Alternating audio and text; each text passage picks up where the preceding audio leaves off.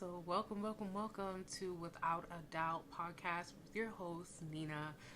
I wanted to give you guys a visual. I've gave you audio for a year now. Well, tomorrow will be a year. Today is July 4th. So whenever you are watching this, it's actually going to probably be my anniversary. So yay! Yes. So I wanted to this was something that I've been thinking of for a very long time. I just felt like it was that time. Um, Pretty much, I just wanted this episode to be the topic of when you know how we usually say, um, I'm gonna, when I see it, I'll believe it. I'm believing it when I haven't seen it yet. I don't know where this podcast is going to take me. I don't know what doors are going to be open. I never thought that I was going to be in front of a camera, um, speaking my truth, putting it out there for people, but you never know what God has planned for you. And just to give you a little background story, I am 33. I am a deep South Florida girl. My peoples are from Haiti, and I was born in America. I quit my corporate job, and I'm not telling you to do this. I quit my corporate. Actually, let me rephrase that. God pulled me out of the corporate world almost 3 years ago. He literally pulled everything, the rug, the foundation from underneath my feet. Ooh. And it was the scariest thing. I am a single mom with no help whatsoever. So, background, during the pandemic, when that hit, I had lost a job that I had for about 5 years in the dental industry, and I told myself this is the opportunity for me to leave and go to Georgia. I've been wanting to go to Georgia for a very long time. And I told my younger brother, I was like, hey, I just want to let you know these are my plans and I'm ready to go. I'm a type person, when I am over a location or a situation and I made up my mind, I have a plan, I'm going to execute it, however it's going to happen. I give it to God. I don't just up and leave. I have a plan. There's a difference, okay? So I told my younger brother, and I was just like, hey, I'm moving to Georgia. These are my plans. He was like, hold up, wait a minute. Pump your brakes, because I've been wanting to move out there. I was trying to get my family out there, and it'll be nice to know that you are going there. Now it will give me more of a leverage to tell my BM, BA, my baby mom, oh my God, that you're going to be out there. And I was just like, well, I don't want to stay with anybody. I want my own place. And he was just like, let me help you out with whatever you want. I don't know if you got a job or anything. And I was just like, yeah, I've been looking for jobs. I have one that's whenever I'm ready to just head out there. And he was just like, yeah, so I'll help you with rent or whatever, a place to stay for like a year or two, until you get on your feet and you're comfortable.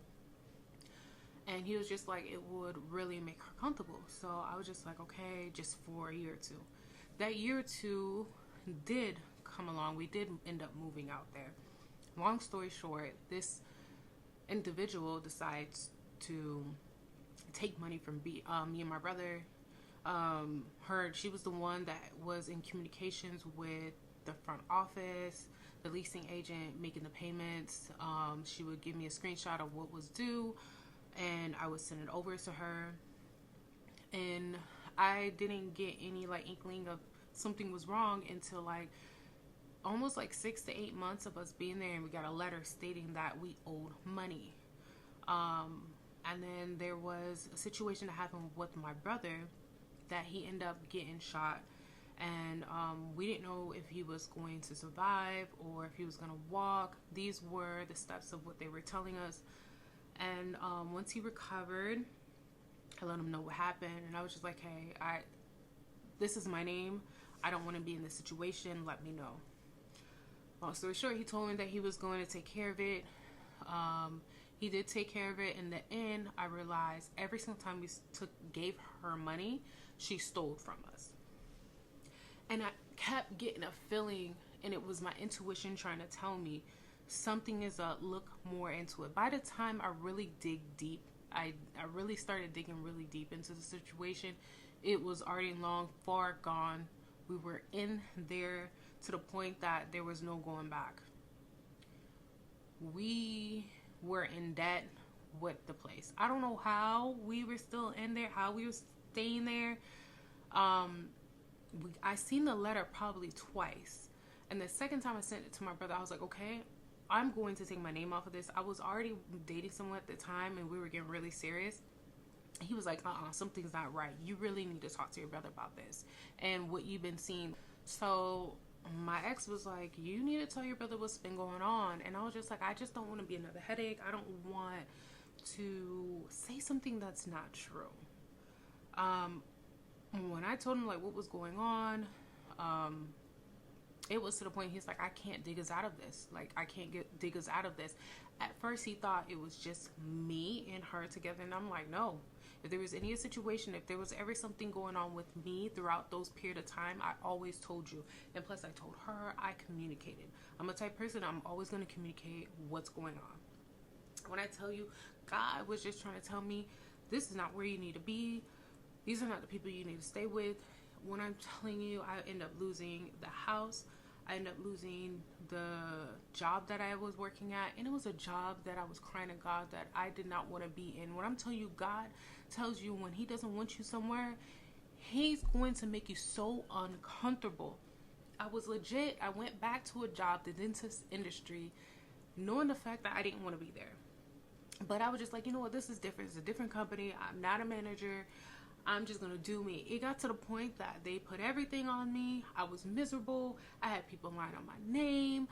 It was to the point that I was crying in the car before I can even get in there. If you know what I'm talking about, you know what I'm talking about. Those are ways that God will tell you it is time to go, because you had that feeling. You've been telling him that you no longer want to be there, but you choose to sit there and play with what your inner body is trying to tell you. What does my shirt say? Trust in the Lord, right? So you got to trust in him.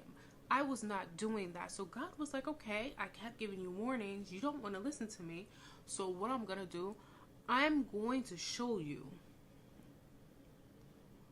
I've been trying to show you this whole time what was rotten in your life.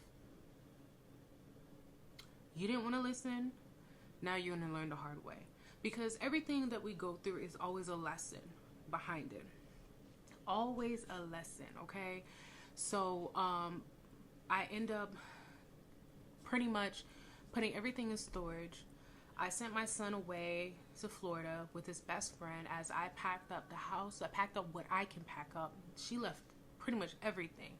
I didn't care. I just took whatever that was valuable to me, put it in storage. And my son came back for about 2 weeks, and I unenrolled him out of school. I put my notice into my job, and then from there, we decided that we're going to pack up in the car, and we drove to Florida at 3 o'clock in the morning because we had no place to stay.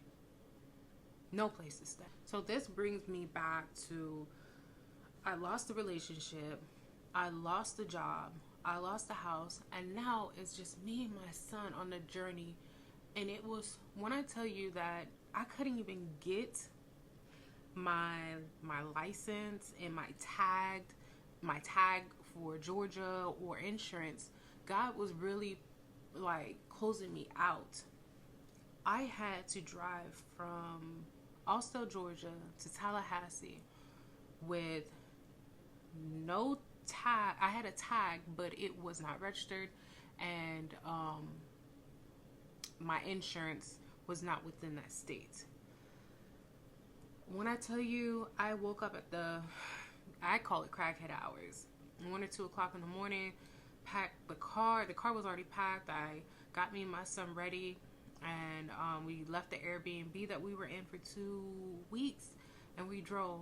and I pray to God and ask him to hold my hand. And I have anxiety too, so that doesn't even help.